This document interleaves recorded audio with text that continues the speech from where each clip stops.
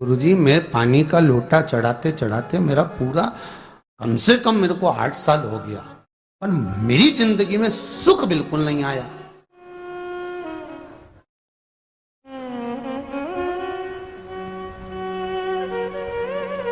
हमने कहा तूने कैसे चढ़ाया, वो भी तो सुने। तो क्या कैसे, क्या स्नान करा और मंदिर जाके लोटा चढ़ाया पानी का। अच्छा, अब मैंने कहा तू चुप रहे। उसके पति, यहीं की इसी ऑफिस की बात है, भवानी मंडी से, उसके पति से पूछा, हाँ जी वर्मा जी सही बताओ, पत्नी लोटा कैसे चढ़ाई। गुरुजी ना जाने कहां के महाराज के चक्कर में पड़ी, लोटा भर के पानी चढ़ाने जाए, नहाने के बाद बच्चा इतना सा रो रहा, चिल्ला रहा, पर उसको टच तक नहीं करे, किसी चीज के नहीं छुए, और बिल्कुल कोरी की कोरी साड़ी पहने, धुली हुई, पहले ही बाथरूम में टांग के धर दे, उसको कोई छू नहीं सकता, टाविल टच नहीं कर सकता, और ऐसी जाके शंकर जी के फिर लोटा चढ़ाए। मंदिर में अगर किसी ने छू लिया तो वापिस आ जाए, नहाए धोए फिर जाए। मैंने कहा बस अब तो तू ऐसी जिंदगी भर चढ़ाती रहे तो बोले ना काहे गई।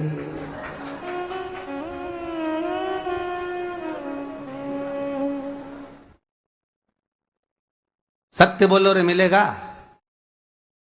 कई लोगों ने पूछा शंकर को रिझाने के लिए कौन से कलर के कपड़े पहने कि शिव राजी हो जाए। शंकर को पाने के लिए कपड़ा बदलने की जरूरत नहीं होती, शंकर को पाने के लिए कलेजा बदलने की जरूरत होती है, शंकर मिल जाता है। कपड़े से शिव कभी नहीं मिला साहब। आप कौन से कलर के कपड़े पहन रहे हो, ये शिव प्राप्त नहीं करोगे हो।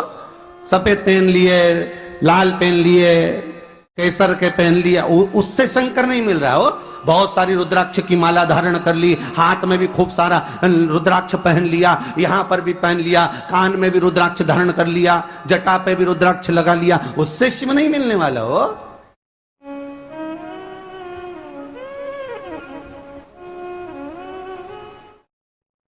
अरे भाई,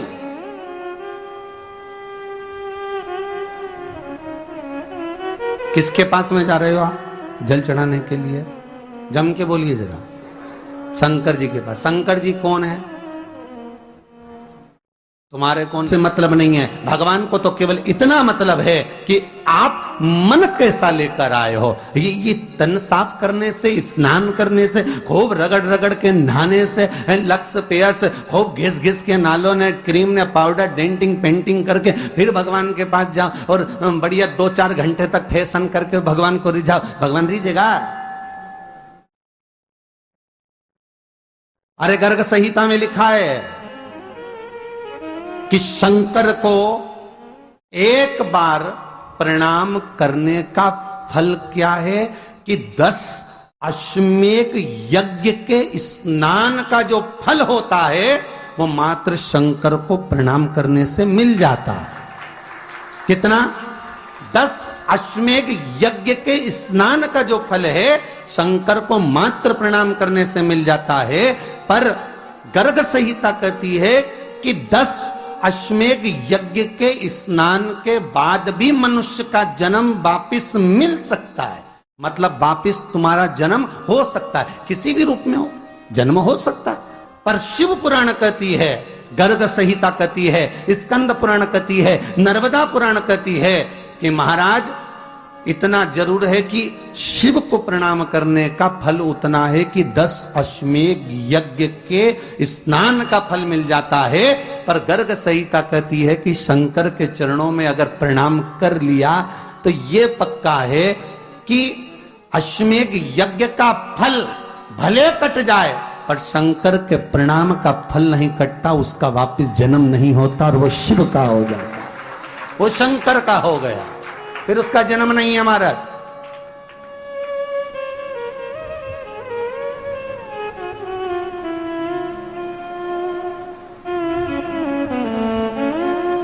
पति से कहा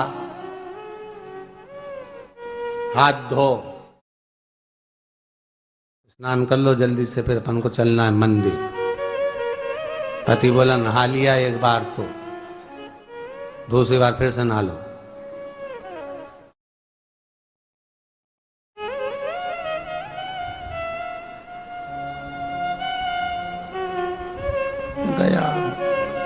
नी के ना माने तो कई घर में चंद्र घंटा से माथा बिड़ा,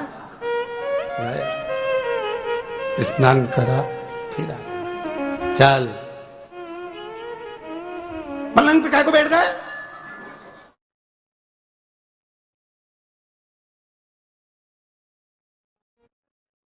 पलंगी तो है।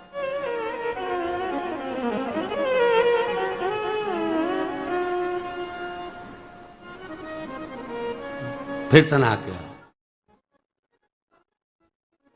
अब ये फिर नहवाने भेज दिया। होता एक सास बेचारी मायके जाना था, मौसी की यहाँ शादी थी। अब उसने बहू से कहा बेटा मेरे को जाना है, अपने घर में छोटे से लड्डू गोपाल, उनकी सेवा है, तू एक काम कर कि तू सेवा कर लेगी क्या? हाँ मम्मी, उसमें क्या है, करना क्या है तुम बताओ। बस सुबह से 3 बार ताली बजाना, भगवान को उठाना, पात्र में रख के नहलाना, उनको पोंछना, कपड़े पहना देना, इत्र लगा देना, चंदन लगा देना, मुकुट लगा देना, सुंदर अलकावली सब पिनाने के बाद में भगवान को दर्पण दिखाना। जब भगवान को कांच दिखाए, दर्पण दिखाए, भगवान मुस्कुरा दे, तब भगवान को भोग लगा देना। हाँ मम्मी इतना तो मैं करूंगी, और बाद में भगवान को वापिस सुला देना। हाँ इतना सा कर लूंगी। सास बिचारी कह के चली गई।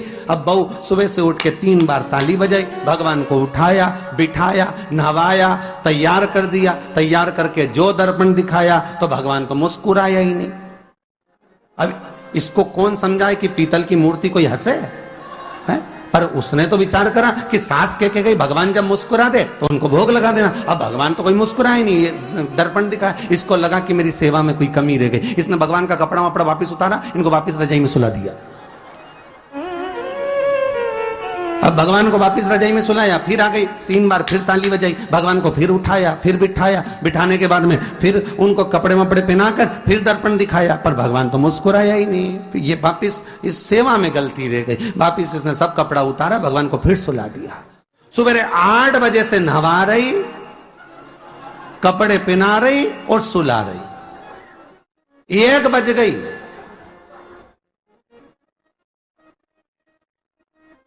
कुछ गलती रह गई होगी अपने सास के गई। अब की बार फिर भगवान को नहवाया। भगवान भी मन में सोचे नहवाई नहवा रही, खवा तो कछु ना रही। 28 बार नहवा दिया। इसके बाप का क्या जाए, 29 बार भी नहवा देगी। सर्दी होगी तो हमको होगी, इसका क्या जाए। नहवा ही रही है और खवाती कुछ नहीं, फिर सुला देती है, फिर ताली बजाए। अब क्या फिर आ गई और 29वीं बार फिर बैठ गई और फिर भगवान को नहवाया, कपड़े पहनाया और पहनाने के बाद भगवान का श्रृंगार करके जैसे ही दर्पण उठाया, उठा के जो भगवान को दिखाने लगी, भगवान ने मन में सोचा अब की बार तो हंसी दूंगा, चाहे कुछ भी हो जाए। और भगवान दोनों दांत दिखा दिया।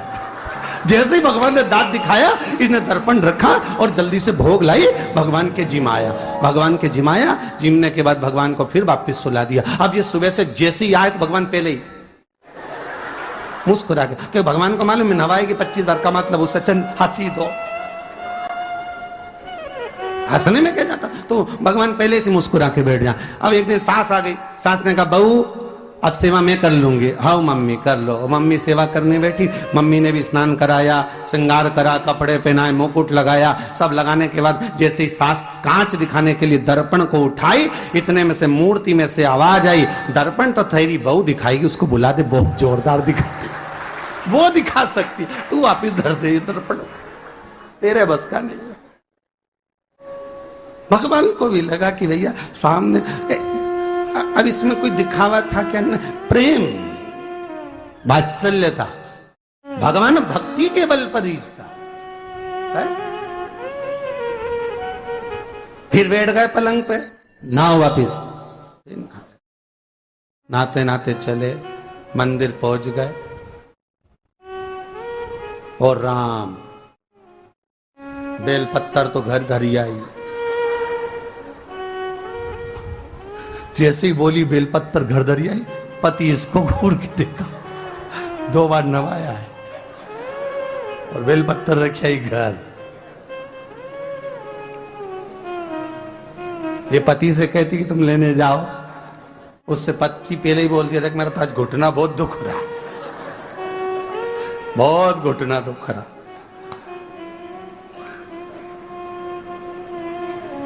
ठीक है, तुम बैठो, मैं आई अभी घर से। अब घर जाते जाते मालूम पड़े फिर कहीं का कोई छुआ गया तो नहाने बैठ गई। फिर आई, इसकी जो पूजन की थाली रखी थी, कोई भगत आया बेचारा, उसने सोचा मंदिर की थाली है, सब चढ़ा चुड़ू के चले गया सब। पति से बोली तुमने अकेले ही पूजन कर ली, मैं तो करा ही नहीं।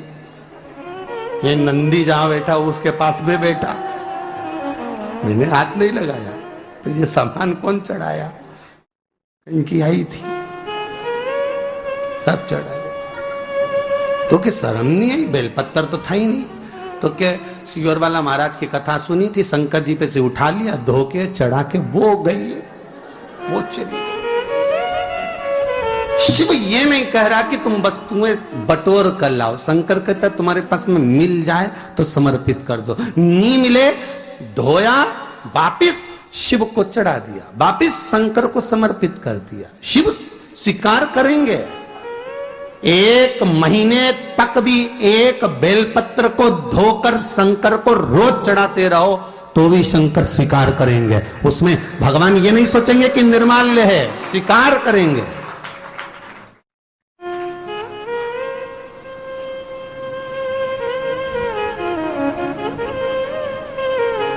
पर इसका मतलब ये नहीं है कि तुम मंदिर की, घर से अगर पास में लगी हो, नजदीक में लगी हो, 8, 10, 15 घर छोड़कर कुछ थोड़ी दूरी पर भी बेलपत्र लगी हो तो लेकर जरूर जाना। नहीं तो कहीं कहीं की इतनी आलसन। उन्होंने कहा सियोर वाला महाराज बोला तुम तो उठा उठा के चढ़ा दो। तो भगवान के मंदिर में ही बेलपत्र नहीं जाए मालूम पड़े हो, तो ऐसा नहीं है कि नहीं जाए वाला, जाओ, पास में लगी हो तो लेकर जरूर जाओ। भगवान को समर्पित करने के लिए थोड़ा ना थोड़ा